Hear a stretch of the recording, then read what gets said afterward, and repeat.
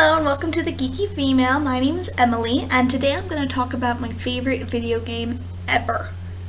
I got this game when I was first 7, which is when it came out, so the year 2000. And I tried playing it but failed, but I knew I loved it. Do you understand? Like, I knew it was a really good game, and the entire time I'm playing, I'm like, oh my god, I'm so excited, oh my god, I love this, ha ha ha, it's hilarious, oh my god, I love it. And then I got my ass whooped, and then I rage quit, and then I didn't play it for a long time. Yeah. The game is Final Fantasy IX, which, as I said, came out in the year 2000, and was for the PlayStation 1. Yeah, it's old. It's the last Final Fantasy game to be on the PlayStation 1. Yeah, and it's really good. If none of you guys have played it, you guys should. Like, right now, just stop right now, go to the PlayStation Network, and download it, because it's, like, fucking amazing. When I played this game as a little kid, I rage quit in the middle of the second disc. It has 4 discs. I rage quit in the second one. Because there's this one section where, okay, there's going to be spoilers in this video. So when you have to go back to the castle to save Princess Garnet from her mother, you have to rush to the castle and you're given a 20-minute time limit to get there, fight these 2 bosses, and then save the princess. The thing is, though, that there's a point in between the 2 boss battles where they let you save. Don't save there. Okay? Or save to another save spot. Because the thing is that, like, I got my ass whipped by Beatrix, but I just barely got through. And then because I was a 7-year-old, I didn't stock up on potions and Phoenix Downs and shit, so I got my ass whooped. Yeah. And there was nothing I could do because I was on a time limit, so I couldn't exactly, like, run upstairs and go shopping. And I had to just go forward and then get my ass whooped by the 2 stupid twins, Zorn and Thorn. Yeah. I played it again as an adult, and I breezed through it, and I felt like a dumbass. In case any of y'all were wondering, I felt like a dumbass. It's that wonderful moment when you're like, oh my god, it's so difficult, and then you try it, and you're like, oh, just kidding. Yeah. Anyway, so I'm going to tell you about why I love this game so much. Let's see. The storyline. The storyline was extremely believable throughout the entire game. It didn't start as a, oh my god, the world's ending! No, it started as the Queen of Alexandria is kind of getting a little power hungry and is starting to attack the neighboring kingdoms, and that's, like, not cool. So then the princess, her daughter, is like, I kind of want to talk to my uncle, who runs the neighboring kingdom, Blim Blum, and I kind of want to talk to him and, see what's going on, but she can't leave the castle. So instead, her uncle hires Tantalus, this thief/acting group, to go and kidnap her after they do a performance for her birthday. And so she runs up to them, like, they're trying to kidnap her, and she runs up to them saying, kidnap me! Please, kidnap me! Not knowing that they were going to anyways. So, it starts then, and, like, it starts really innocently, just her going, like, I think there's something wrong with my mom. And then, oh my god, she attacked another kingdom. I have to stop her. And then, holy crap, she's trying to attack another kingdom. What the hell's going on here? And then you're like, she's being brainwashed. Oh my god. And then then the rest of the game is you trying to get at the person who brainwashed poor Princess Garnet's mother and forced her to die. Like, really, like, after the queen takes over all of the continent, she then dies. I mean, it's kind of her fault why she dies, but, like, she dies. When her use is done, she dies. And then the bad guy Kuja is just like, ah ha ha ha, I'm doing my job. Because, he was sent from another world to cause havoc and chaos. So that way they could collect all the souls and then put them into their people rather than the people on Earth. Or Gaia. Yeah, Gaia. They wanted them to go to Terra rather than Gaia. Which, is kind of the destruction of the world, and that's not cool. So, when they realize what's going on, they're like, oh shit. Because, like, you know, like, as the queen dies, I'm like, oh, Kuja did it. We had to try and find Kuja. And then Kuja's, like, kidnaps him, and he's like, haha, so you want to go get this item for me, and in return I won't kill all your friends? And then while you're on this errand, you realize that something big is going on.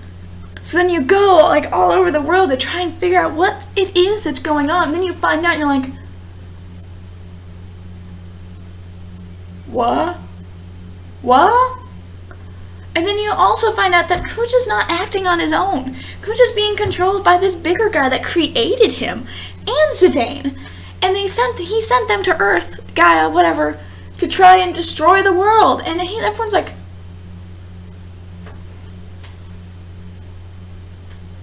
yeah. So,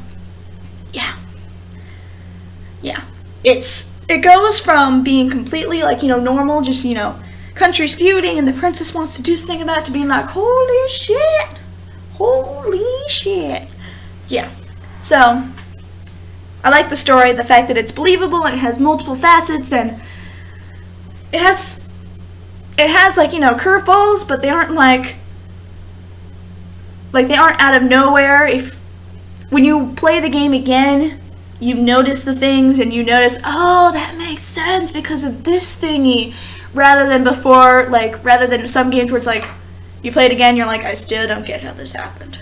Nope, still don't get it. Yeah. So, I like that.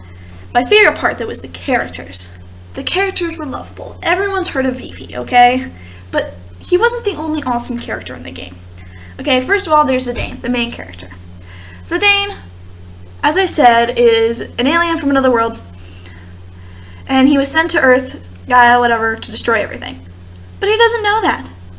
When he was little, he, I don't know, hit his head really hard, and so he forgot everything he was supposed to do. He's just like, why do I have a tail? Why does no one else have a tail? Oh, whatever. He spends his childhood, like, you know, trying to find out where the hell he belongs. And then all of a sudden he's just like, you know what, whatever, I'm happy. I'm a good person. Yeah, I'm good.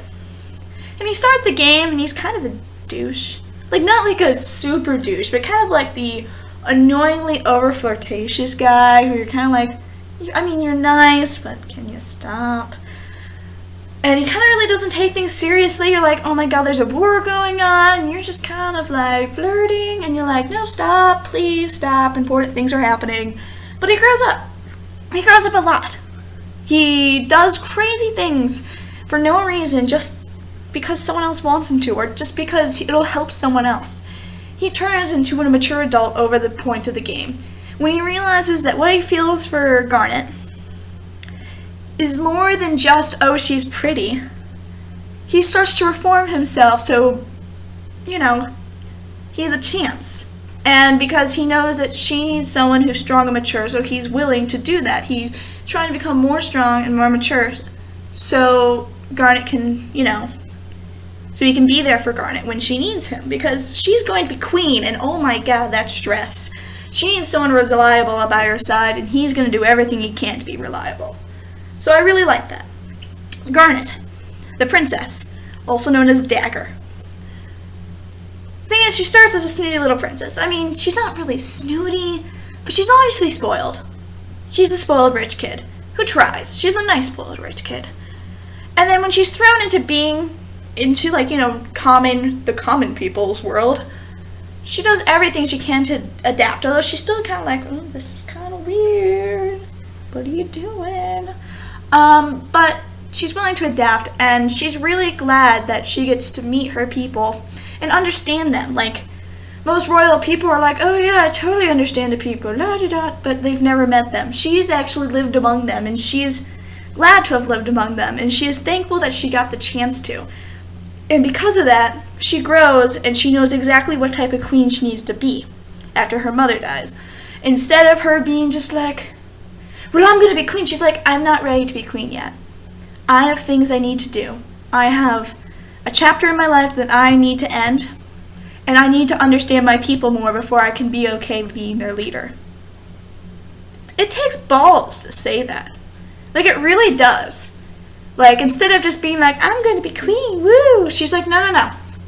I need to understand my people better.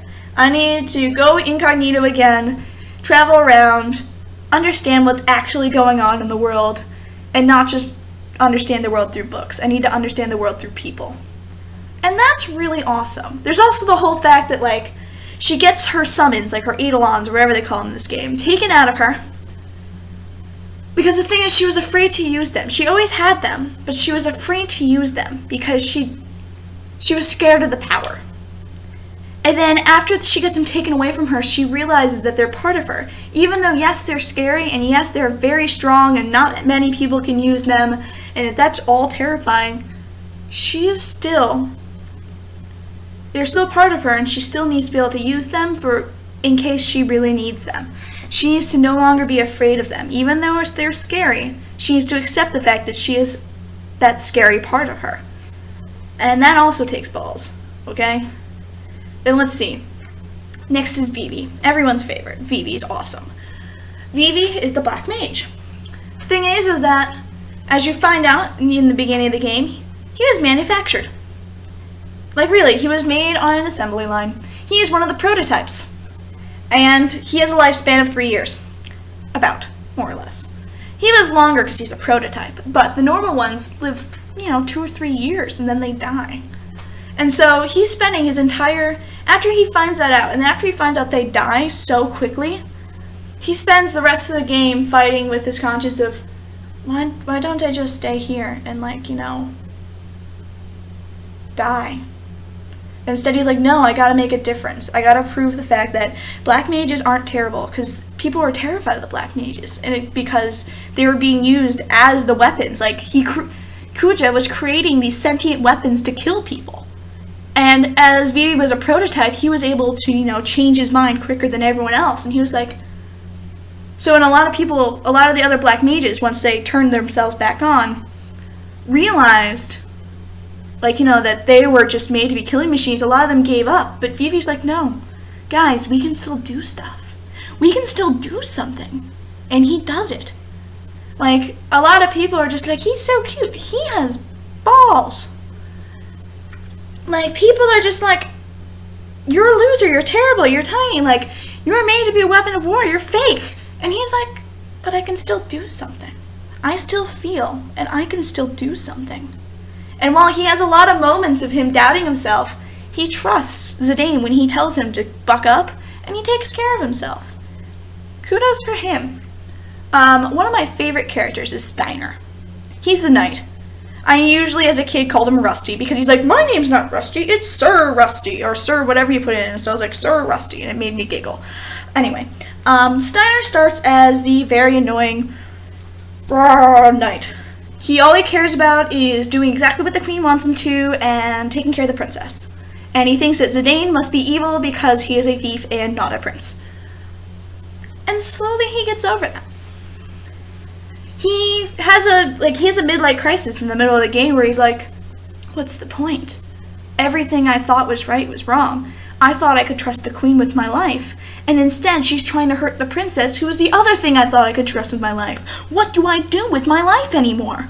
Why is the queen trying to attack the princess? Why? He doesn't know what to do, and he almost thinks about quitting. He's almost, done. He's on a breakdown. And then suddenly he's like, but you know what? The princess is still alive. I can still work with the princess. And I can do this. And the fact that he stops and recollects his life and completely changes from being Mr. Hardass to being, he's still kind of stiff, but he's okay with the fact that Zidane likes Garnet. He kind of wants them to get together. I love that. This game is my favorite game ever, okay guys? Just trust me. If you haven't played it, go buy it. You will not be disappointed. It's long, but it's so worth it. If only for the freaking Chocobo side quest. Oh my goodness. Anyways, out of time. Thank you for watching. Have a great day, guys. Bye.